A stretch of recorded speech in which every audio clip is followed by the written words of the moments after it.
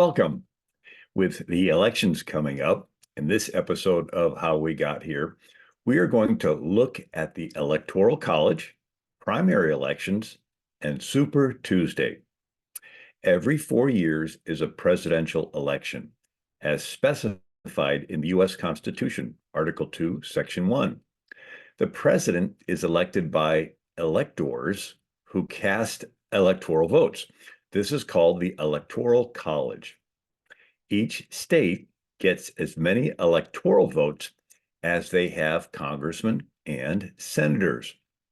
The motivation for the Electoral College was to prevent the states with large populations from determining who the president would be with no regard for the smaller states.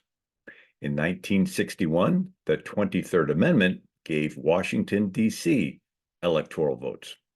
Today, there are 538 electors. The winner needs to get at least 270 electoral votes.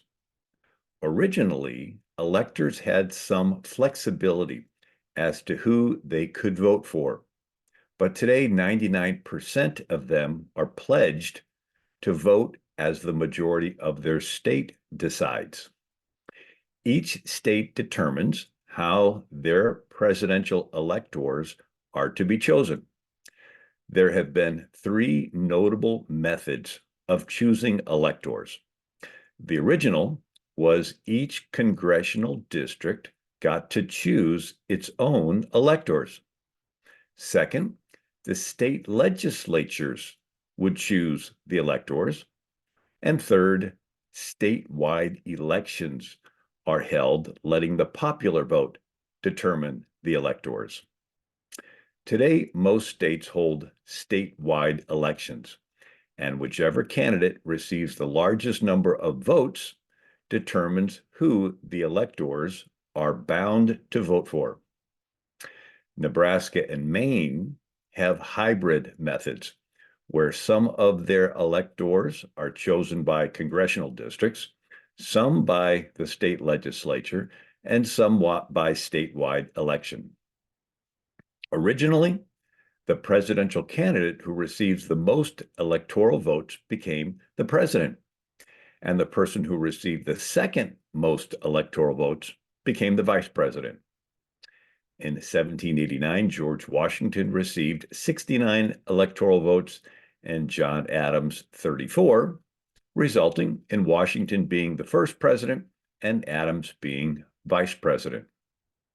In 1792, both were reelected, with Washington receiving 132 electoral votes and Adams receiving 77. When George Washington announced he would not seek a third term, campaigning for presidency began between the two emerging political parties, the Federalist Party and the Democrat-Republican Party. The Federalist Party, to which John Adams and Alexander Hamilton belonged, wanted a stronger centralized government, so America could have a navy to defend against foreign attacks, protect the borders, and have a stable currency to encourage foreign trade. The Democrat-Republican Party, to which Thomas Jefferson and Aaron Burr belonged, wanted a weaker central government so the country would not experience the abuses they had under King George III. Political parties created nominating conventions to determine who their candidates would be. George Washington foresaw this rising two-party system and warned in his farewell address, September 19th, 1796, "I have already intimated to you the danger of parties. This spirit, unfortunately, is inseparable from our nature, having its roots in the strongest passions of the human mind. It exists in all governments, but in those of the popular form, it is seen in its greatest rankness and is truly their worst enemy. Domination of one faction over another, sharpened by the spirit of revenge, natural to party dissension, has perpetrated the most horrid enormities, is itself a frightful despotism. Washington continued, but this leads at length to a more formal and permanent despotism. The disorders and miseries, ill-founded jealousies, and false alarms kindles the animosity of one part against another. Washington warned that party passions would become a door by which foreign governments and globalists could carry out a divide and conquer tactic and seize control of the country. For example, a foreign country would offer to help one party defeat the other.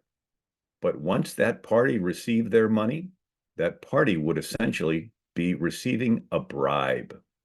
Exodus 23:8 warned, do not take a bribe, because a bribe blinds the sighted and perverts the words of the just. Ecclesiastes 7:7 explained, a bribe corrupts the heart. George Washington continued, political animosity opens the doors to foreign influence and corruption, which finds a facilitated access to the government itself through the channels of party passions. Thus, the policy and the will of one country are subjected to the policy and will of another. 'Tis folly in one nation to look for disinterested favors from another. It must pay with a portion of its independence for whatever it may accept. In 1796, Federalist Party candidate John Adams became the second president, receiving 71 electoral votes, and his chief opponent, the Democrat-Republican Party candidate Thomas Jefferson, became vice president with 69 votes. Though the two of them worked together during the Revolution, they had become political opponents afterwards, with Adams wanting a strong federal government to discourage foreign attacks and Jefferson wanting a weak federal government to discourage big government abuse of power. Then came the election of 1800. The Democrat-Republican candidates, Thomas Jefferson and Aaron Burr, defeated Adams. But when the electoral votes were counted, Jefferson and Burr received the exact same number of electoral votes, 73 each.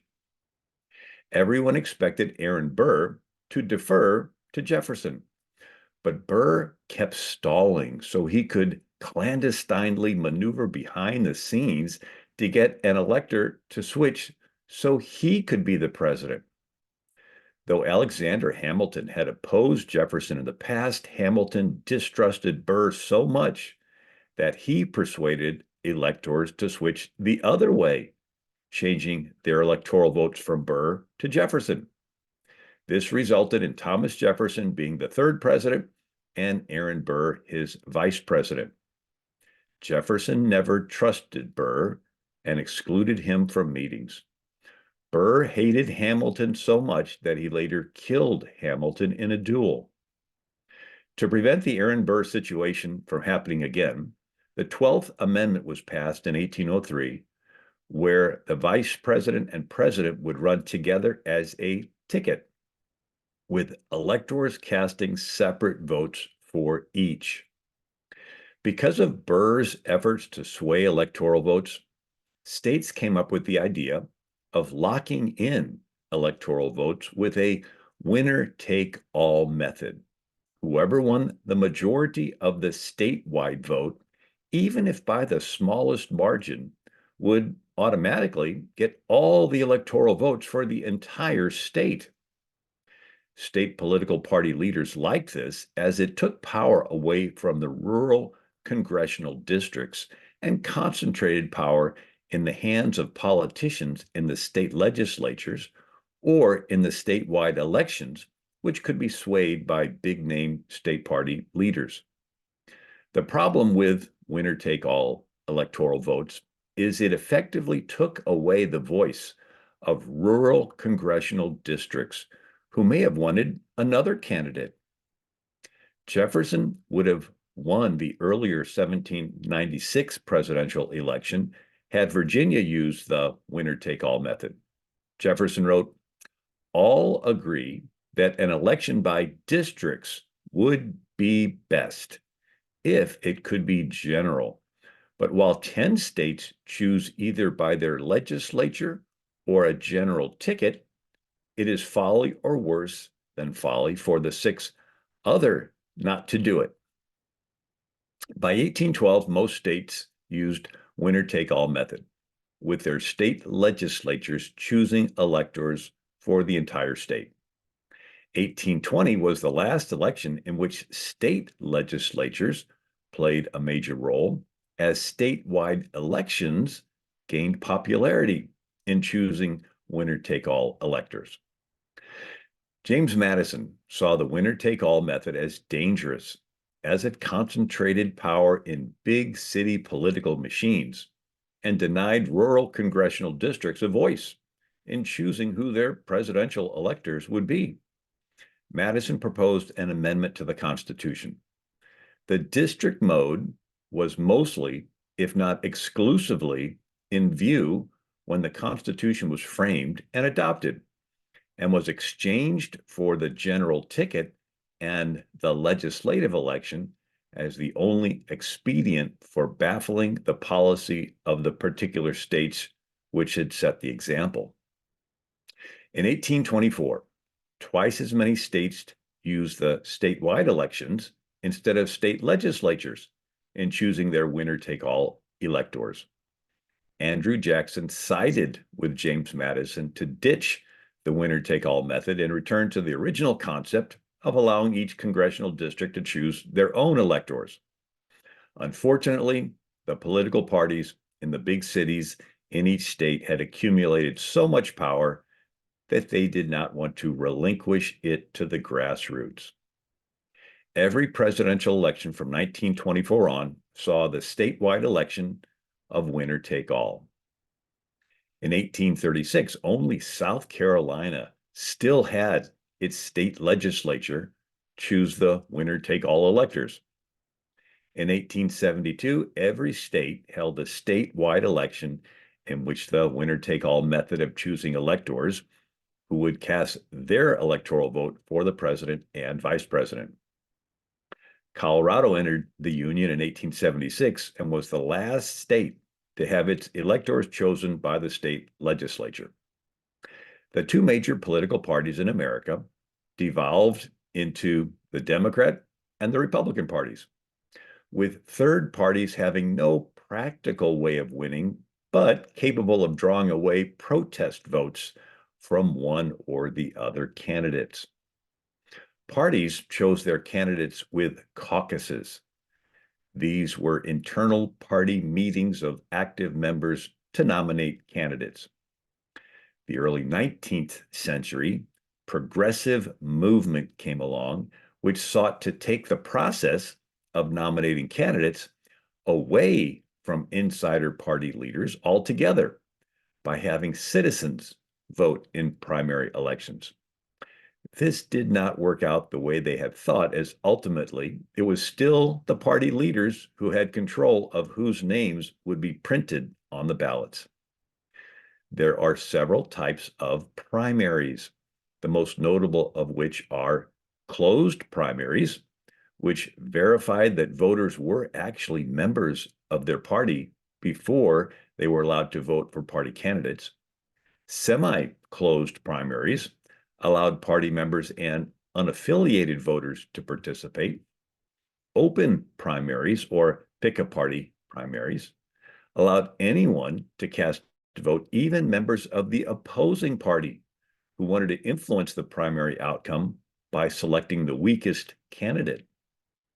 Blanket primaries, where regardless of party, the top 2 candidates advanced to the statewide general election. In some states, primary voters have to register as members of the party in advance of the election. Other states allow same-day registration. Some states allow vote by mail, which has been challenged as unverifiable. Since states do not share voting databases, there are multiple voter fraud scenarios. For example, a student away at college in a different state could vote and then drive to their home state and illegally vote again. During the Jim Crow era of racial intolerance in the South, Democrat Party leaders discriminated against Black candidates and Black voters by holding white primaries. The Supreme Court outlawed this in the 1944 case of Smith versus Allwright. States get to set the date of their primary elections. Iowa and New Hampshire gained notoriety by having the first of the election season, followed by Nevada, the U.S. Virgin Islands, South Carolina, and Michigan. These primaries have the potential of tilting public opinion in favor of one candidate or another, affecting the subsequent primaries of other states. Super Tuesday in the 2024 election cycle is March 5th. It is the day when 15 states and one U.S. territory hold party nominating contests. It is the day when more than a third of the delegates, 874, will be assigned to July's Republican National Convention in Milwaukee. In the Republican contest, a total of 2,429 delegates will be sent to the Republican Convention in Milwaukee, where a majority, 1,215 delegates, will nominate the Republican presidential candidate. A third of the Democrat Party delegates will also be chosen on Super Tuesday. In 1832, Noah Webster wrote in his History of the United States, "When you become entitled to exercise the right of voting for public officers, let it be impressed on your mind that God commands you to choose for rulers just men who will rule in the fear of God. The preservation of a Republican government depends on the faithful discharge of this duty." I hope you've enjoyed this episode of How We Got Here on electoral votes, primary elections, and Super Tuesday. God bless you.